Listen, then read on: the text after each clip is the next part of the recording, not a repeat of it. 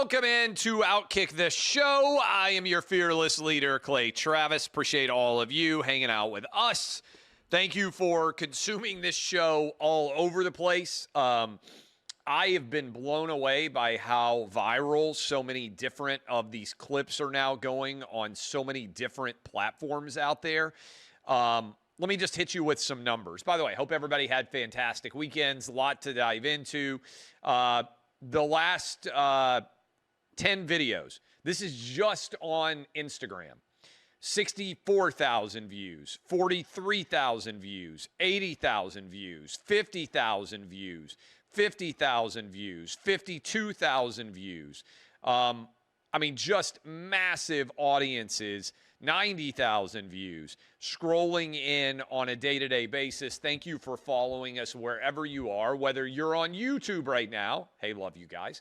Whether you're watching us on Instagram right now. Hey, love you guys. Whether you're watching us on Twitter right now, X. Hey, love you guys. TikTok. Hey, love you guys. What other platforms are out there? Facebook. Hey, love you guys. Our social audiences are exploding for these videos all over the place, and that's a credit to you guys and how many different places now they're being distributed. We're responding daily to YouTube comments, but maybe we start to respond to Instagram comments too that are funny. I may have to put the team running all over the place to find different comments to respond to make sure TikTok that we're in and Twitter that we are being responsive to wherever you guys are watching these videos. Right off the top, we're getting closer to the start of college football season. I can't wait. I believe the first game I'm going to see in person this year is going to be Alabama at Florida State on the Labor Day weekend. I think I'll be down at the beach going over there with my son. One of the most famous Florida State alums of all time is Deion Sanders. And we certainly, on behalf of OutKick and everybody out there who is a college football fan, want to wish Deion well. If you have not seen it, he had a press conference earlier this afternoon where he announced that he had been absent from the Colorado facility a great deal because they discovered that he had bladder cancer. My goodness, serious treatment there, he says, and the doctors were there to say that they have eradicated the cancer. I believe they found a tumor inside of his bladder that was cancerous, and thankfully he is going to be okay from that. But Deion has had a lot of health-related conditions over the past several years, and certainly I think college football is way more interesting and way more fun with Deion at Colorado, and so we are glad that he is okay. Nick Saban went on, speaking of somebody that I think college football was way more fun when he was a part of, and I know he's on College Game Day now, but Nick Saban went on Fox and Friends.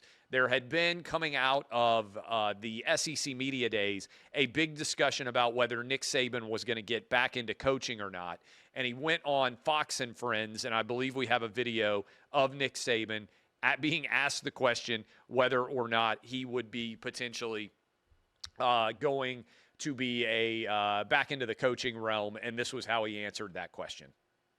I never really ever had a thought about getting back into coaching until 2 days ago. Miss Terry said I had to run the sweeper in the entire downstairs. So while I was running the sweeper, the thought occurred to me, when you were coaching, you had a heck of a lot better job than this. Funny answer there from Nick Saban. I think the only way Nick Saban goes back to coaching is if he has a truly elite quarterback. I believe I said on this program, one of the great what would have happened moments in recent college football and NFL history is what would have happened if Nick Saban had signed Drew Brees instead of Dante Culpepper when he was the head coach of the Miami Dolphins. Sorry, Dolphins fans who have been looking for a Dan Marino replacement ever since that moment. Dante Culpepper leaving at the time the Minnesota Vikings, I believe, and I know Drew Brees was leaving the Chargers because they were about to hand the reins to Phillip Rivers. Instead, Drew Brees goes to New Orleans. They end up winning with Sean Payton there, a Super Bowl, and having a tremendous amount of success in New Orleans. Meanwhile, Dante Culpepper never really recovers from his injuries, doesn't perform at a particularly high level. After a couple of years of 8-8 style coaching, Nick Saban bails, goes to Alabama, builds the greatest college football dynasty of all time at Alabama. What would have happened in the NFL if Saban had gotten Drew Brees? I think that he would have won multiple Super Bowls in Miami with Drew Brees. I'm not sure Nick Saban ever goes back to college football. Probably, if he does not go back to Alabama and is able to build a dynasty at another program instead of the Crimson Tide. Really kind of fascinating to think about how that decision of Dante Culpepper versus Drew Brees fundamentally altered the trajectory of both the NFL and also of college football. As a result, I think Nick Saban knows better than anybody that he has to have a top 5 caliber quarterback. And that's why I think it would take somebody like Joe Burrow, somebody like Patrick Mahomes, if Andy Reid were to decide to hang up the whistle, somebody like Josh Allen, somebody like Lamar Jackson, a top 5 quarterback. There has been some talk that the Haslams and the Cleveland Browns are setting up to potentially be awful. Take Arch Manning, number 1 overall, bring in Nick Saban. I don't think that's a bad theory. Here's my problem with that theory. I don't know that Arch Manning is a guaranteed home run quarterback in the NFL. I'm not even sure. I hope he's good because I think college football is better when quarterbacks are better. But I'm not even sure that that you're going to see a Arch Manning dominant Texas performance this year. So that hypothetical, I think, is a little bit crazy. The idea that Nick Saban would take an unproven rookie quarterback and hitch himself at the age of 75 or whatever the heck he is to that quarterback. I think he would want to know that there's a top 5 guy there, which is why, to me, Cincinnati, Joe Burrow, he'll work on the defense. He thinks he could win a Super Bowl. And I do think that Saban, in the back of his mind, desperately wants to add a Super Bowl because I think it's the one part of his resume that he wishes he could redo because Jimmy Johnson's got both, Pete Carroll has got both, Barry Switzer has got both. I think Nick Saban would like to join the relatively small community of college football and NFL coaches who have both won a national title and a Super Bowl. Belichick now is at UNC. I think the odds of Belichick winning at a high level at UNC are low, but I do think that Nick Saban is incredibly competitive, and I think if their quarterback situation was right, I could see him making that move. Also want to say this. I don't know how much it's been covered. Donald Trump loves Nick Saban. The guys talk on the phone, not insubstantially. This is the bromance, the buddy movie that I don't think anybody foresaw, that Donald Trump and Nick Saban would be telephone partners on a somewhat regular basis. And Trump has been relying on Nick Saban's advice a lot for this executive order that he put out on Friday afternoon. Didn't get a lot of attention because there's so much news going on. But basically the goal here is there is a bill in front of Congress to give antitrust protection to everyone as a part of the House settlement and try to rein in some way the expenditures that are occurring on NIL. And Nick Saban has been a tremendous advisor to President Trump. Trump has been relying on him a great deal. He also has been involved in helping to get this bill passed that is now pending in Congress on both the House side and the Senate side. And I think it's going to pass. And what it will do is basically say, hey, you can't sue over the rules that are put in place here. The $20.5 million is going to be spent. NIL is going to be able to exist, but it has to be actual NIL. That is paying somebody for an endorsement, not paying somebody to play. And I think it's going to be a tremendous benefit to college football. I think I understand people who are nervous about it. I think Trump is trying to make things better. I think Congress is trying to make things better. All of the top conferences and all of the top programs are in favor of doing this. Coaches are fed up with double transfer portals, with the fact that nobody is staying committed to their contracts, with the fact that everybody's always got their hand out, and it's really hard to manage the roster in a way that is efficient and effective. And so I give credit to Nick Saban for his relationship. I give credit to the Trump team, everybody working on this in Congress. I think their intent is in the right place there. Okay. Much less serious. Sydney Sweeney. Can we get the Sydney Sweeney pictures up? Sydney Sweeney is now the cover girl for American Eagle. And you guys can just scroll through the Sydney Sweeney pictures as I talk. And then we'll play the crazy left-wing loon take. All right, here is Sydney Sweeney for American Eagle. Stock price has gone up somewhat. And let me tell you a little bit of a backstory. I used to work at American Eagle, okay? I worked at the American Eagle at Rivergate Mall in Goodlettsville, Tennessee. Another picture of Sydney Sweeney. Yeah, not a bad overlap here, okay? I worked at the American Eagle Rivergate Mall. I made $4.50 an hour. $4.50 an hour, barely above minimum wage. And I worked there 1996, 1997, 1998, to the best of my recollection, maybe a little bit of 99. In fact, I did work there a little bit of 99 because I remember I was working at American Eagle when Tennessee won the 1998 national championship game. And I remember everybody came into, I was working the day after that, everybody came into American Eagle wearing their University of Tennessee gear after the national championship.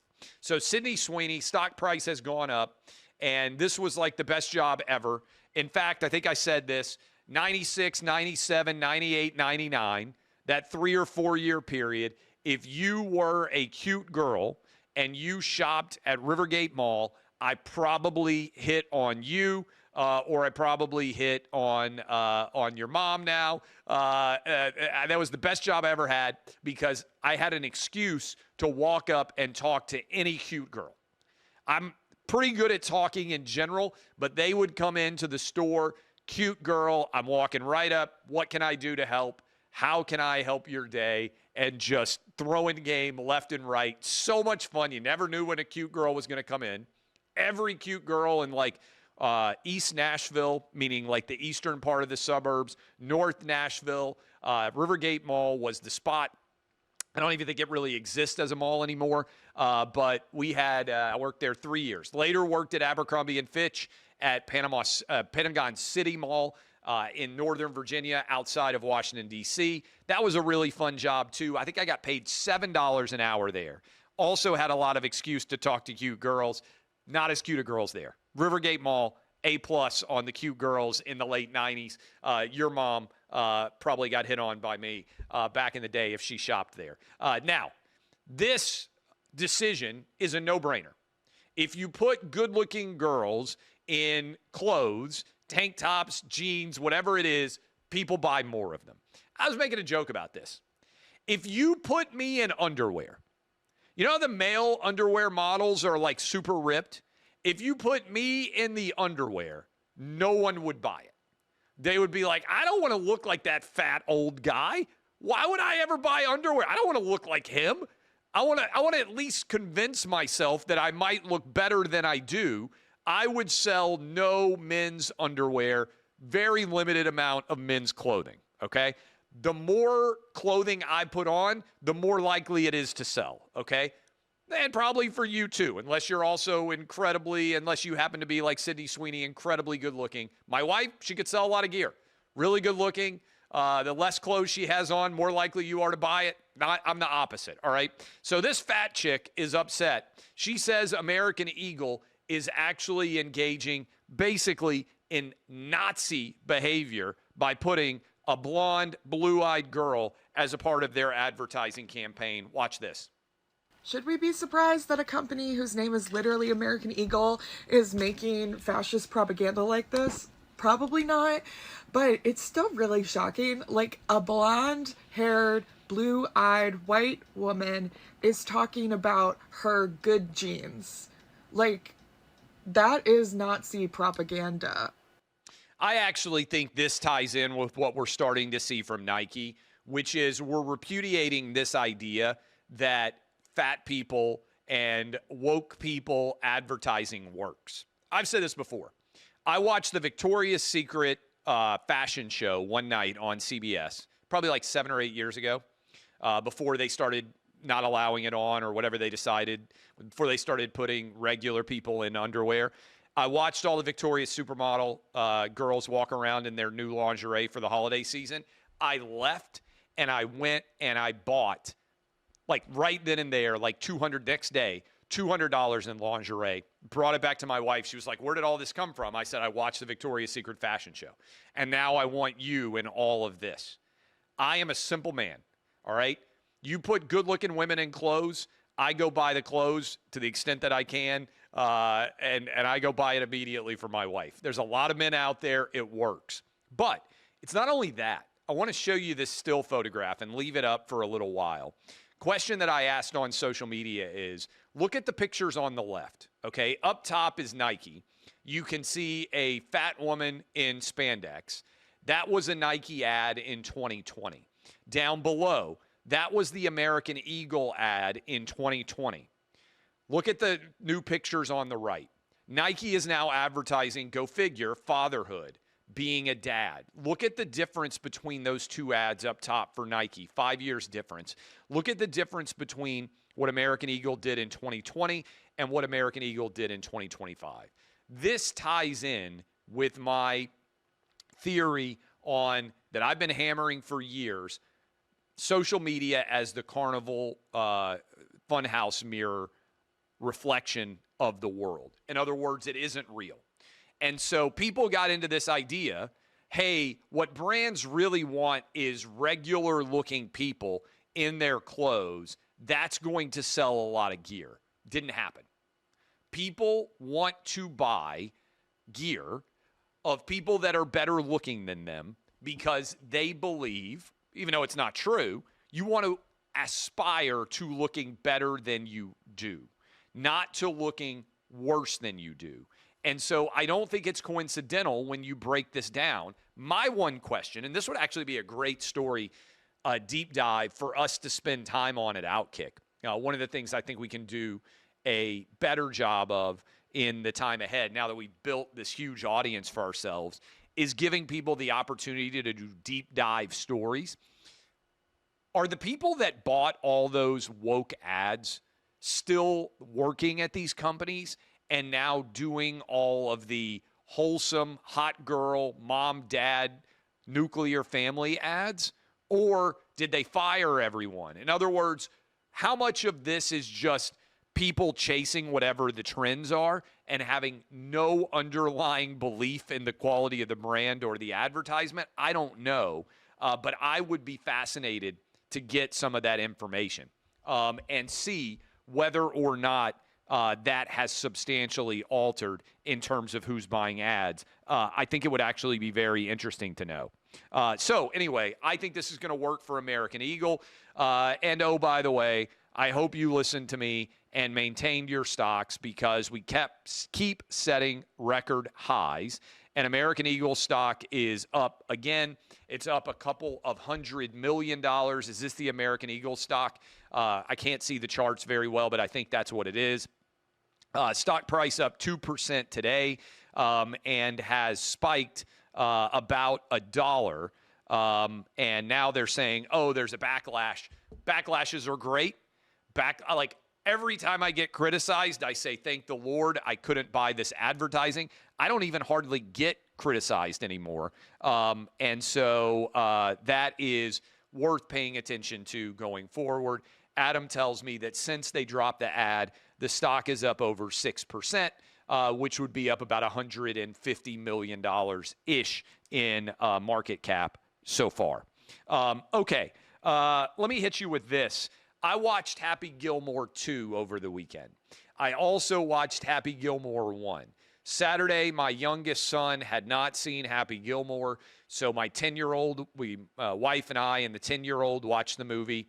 My oldest son is away at a college camp. So last night, my 14-year-old and my 10-year-old watched Happy Gilmore 2 with me and with my wife, and we all four really liked it. And I know it was like mega viral. I saw people tweeting over the weekend, oh, this movie is awful, or all these different takes on it. I don't know what people were expecting. I thought the movie was zany. It was ridiculous. It was absurd, but so was the original Happy Gilmore. This one was much more beloved because it had far more, it's become a cultural icon, that movie, over the last several decades. I thought the PGA guys were great. I don't want to give away the movie, but Scotty Scheffler, good. Bryson DeChambeau, good. Brooks Koepka, good in the movie. Rory McIlroy, good in the movie. All of the guys, I thought in the PGA, including Jack Nicklaus, who was in the movie, I thought they were all great. Travis Kelce, pretty solid acting job. And I loved that they brought back Vern Lundquist to do the announcing. They also had Dan Patrick, and they had Stephen A. Smith, if you're a sports fan of broadcasting in the movie. John Daly was very good in their cameos. I just thought the movie was pretty fun. I thought it was fine. Was it as good as the original Happy Gilmore? No. So if you're out there, it's not The Empire Strikes Back. It's not The Godfather Part 2. It's not the Last Crusade from Indiana Jones. It's not a sequel after the original that's better than the original. But it's really good. Really an entertaining movie. I think your kids will like it. If you liked Happy Gilmore back in 1996, you probably will like the way that they pay homage and they bring back so many of the other characters. One criticism, I assume Tiger Woods is like the only famous golfer who said no to appearing in this movie. Big whiff. If Tiger Woods had played Chubbs' son, it would have brought down the house. It would have been hysterical. I don't know who advised him not to appear in the movie when almost everybody else from the PGA Tour was in it. I think that was a poor decision, either made by him or his advisors. But I give credit to Adam Sandler. Lighthearted, zany, silly, fundamentally ridiculous, but with not a bad heart as the original Happy Gilmore had. I thought it was a fine part 2, and I would encourage everybody out there to go watch it. I don't know if my opinion is actually going to reflect the majority opinion. I think I tend to have a lower expectation for these sequels. I'm not expecting it to be, like I said, The Godfather Part 2 or in some way a better version, Empire Strikes Back, than the original. I just expect it to be kind of fun. And I thought that the Coming to America 2, kind of fun. I enjoyed it. I thought the newest Axel Foley movie, the Beverly Hills Cop newest iteration, pretty fun. I enjoyed it. And similarly with Happy Gilmore. Hey, you're not trying to convince me that the world's an awful place. You're trying to make me laugh for a little while. And I thought it did a good job of paying homage to the original. Could it have been better? Certainly. But within the construct of the original movie, I thought it fit fine, like two puzzle pieces, zero issue with it at all. I want to give a shout out. I think, do we have a picture of Derrick Perry? Many of you know I love Northern Michigan in the summer. My wife is from Michigan. I have spent a lot of time in Northern Michigan. We got engaged in Northern Michigan up by Mackinac. I got married in Michigan 21 years ago. I am a big fan of Northern Michigan, and I just came back from Traverse City. Traverse City, Michigan, beautiful place. So many different, Charlevoix, Harbor Springs. I could run through a ton of those little communities that I love up there. I think we have a video. This is unfortunate. There was a stabbing attack in the Traverse City area Walmart. Let's play that video. Drop it! Drop it! Throw the knife that way! Throw it away! Throw it away! Hey, he hasn't dropped it.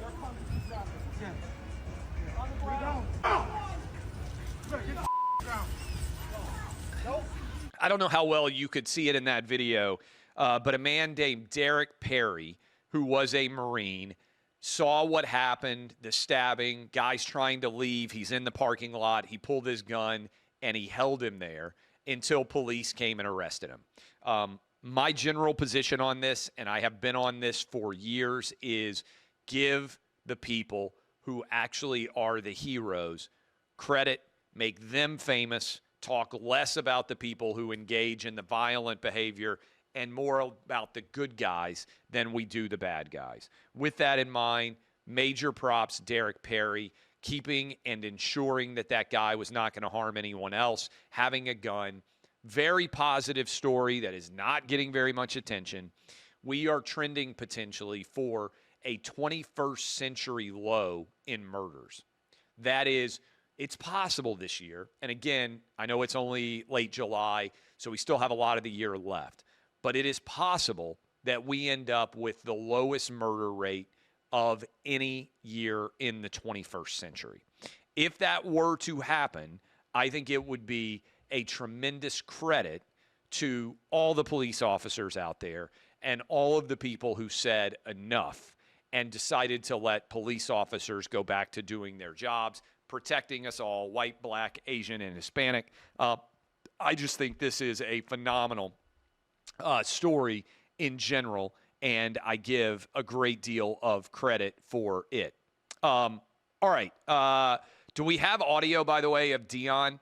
And video, I think, of Deion. I don't think we played this, but I do think, I mentioned earlier, we want Deion to get better, and we're glad that he's okay. If you're a college football fan, if you're a sports fan, here's Deion telling everybody, hey, get checked and actually try and protect yourself. Let's watch that. But please get yourself checked out, especially African-American men. We don't like going to the doctors. We don't like nothing to do with a doctor. You know that.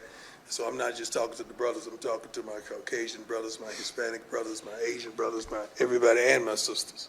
And that's all, y'all. Get checked out, because it could have been a whole another gathering if I had. I'm thankful. It's been a tremendous journey. It's been tough. I think I dropped 25 pounds. I was like a Atlanta Falcon prime at one point. You know. All right, Deion, get well indeed. Couple of different other stories. I think we have video of this, or maybe it's just a still photograph, because I know he talked about it on video. Skip Bayless said the reason why he didn't have kids is because he felt called to be excellent in his actual job of critiquing sports figures. And some of you out there watching this are young. Let's pull that up. I shared it. Adam, will you text me exactly what Skip said there so I can make sure I read it, his quote. But let me just say this. Skip Bayless talked about LeBron James. He talked about Michael Jordan. He talked about Tom Brady a lot over the years.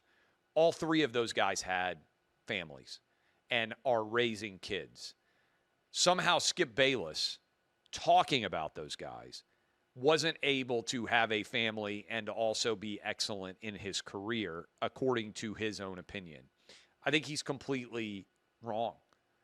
If any of you are out there and you are thinking to yourself, boy, in order to have success, I have to not have kids, I think you're completely wrong.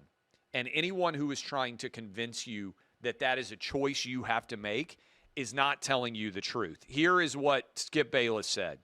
I felt I was called by God to be the very best truth-telling commentator and writer as I could be. I sacrificed having children because I saw that correctly raising children would be a huge, time-draining distraction from maximizing my talents. Male or female, let me be clear, let me tell you this. It is true that raising kids takes a lot of time and energy and effort.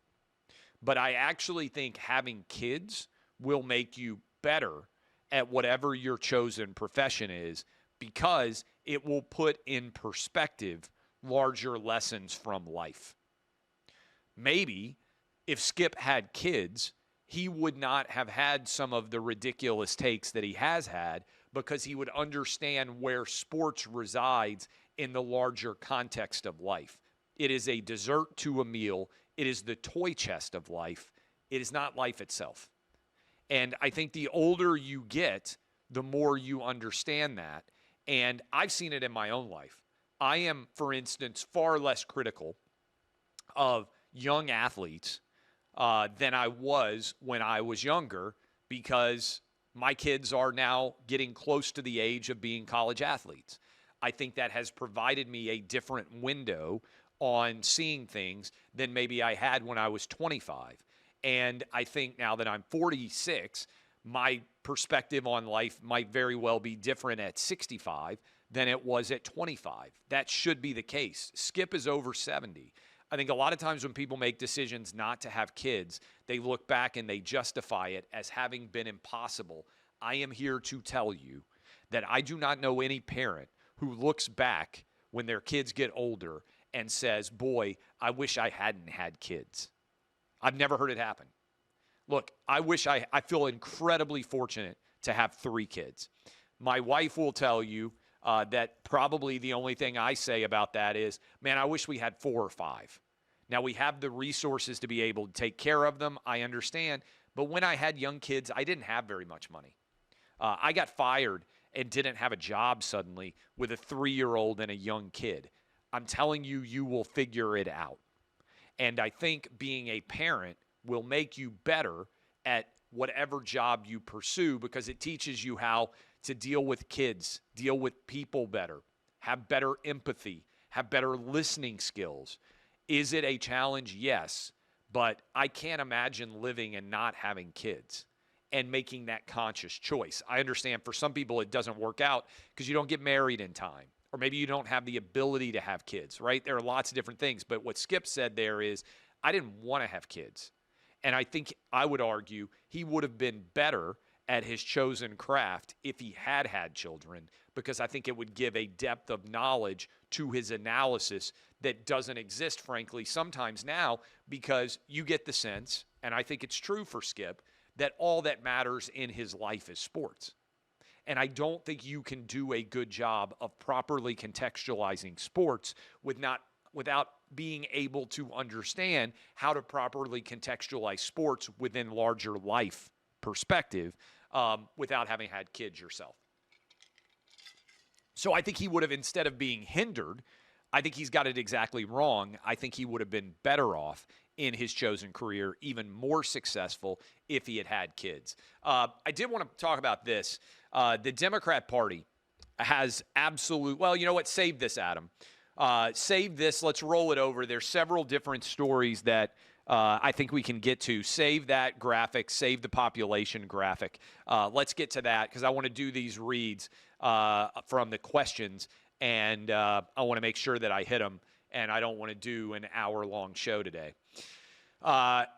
Ehan says, started watching in 2021 while I asked some of you guys in the comments to tell me, hey, when did you initially find the show? By the way, ask any questions in there. Be as entertaining as you can be. And please click like and subscribe. Started watching in 2021 while serving with the U.S. Army in Kosovo. At the time, you were accurately analyzing the COVID madness. Now stationed in Poland and still staying up late to watch. Thanks for your service. We had, when I was doing, and thank you for finding us, we had a big Army audience, and I think we likely still do, because my Fox Sports radio show was distributed on many different Army bases around the world.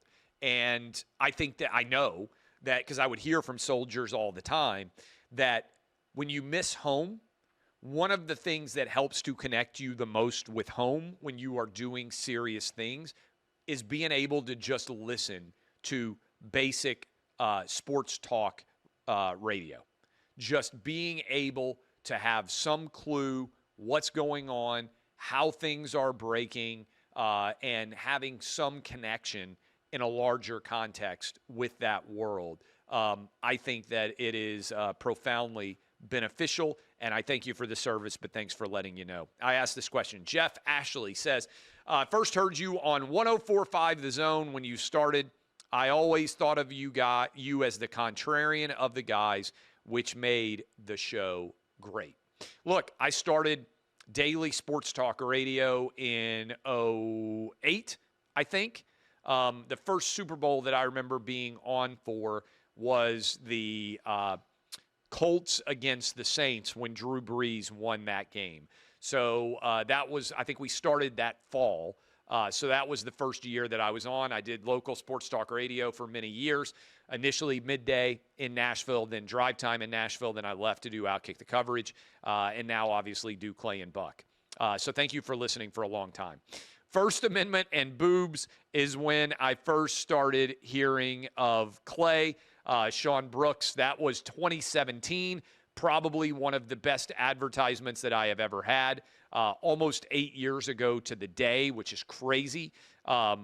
When that CNN interview happened, a lot has occurred since then, and I write about it a lot in the new book there. Finally, Clay, been listening since the OutKick the Coverage sports talk radio show with Danny G and J-Mart. You guys had me rolling with how the phones never worked, Animal Thunderdome, and Opaque Gate when Jason couldn't drive into work because of ice on the windshield. That was a fun day. Thanks for calling out ESPN with their woke BS, and I've enjoyed your common sense approach to politics, pop culture. Keep up the good work. Go Vols. I believe we are going to be bringing back the Animal Thunderdome. I was texting with Danny G about this. I'm not sure exactly how we're going to distribute it. I think I've teased this before, but I promise you that it is coming and that we are going to try to maintain that, maybe on YouTube going forward. Click like and subscribe. Go throw comments in. I will try to respond to questions every single day as we continue to go forward. Thanks to everybody out there listening. Remember, as always, DBAP unless you need to SBAP. This has been OutKick, the show.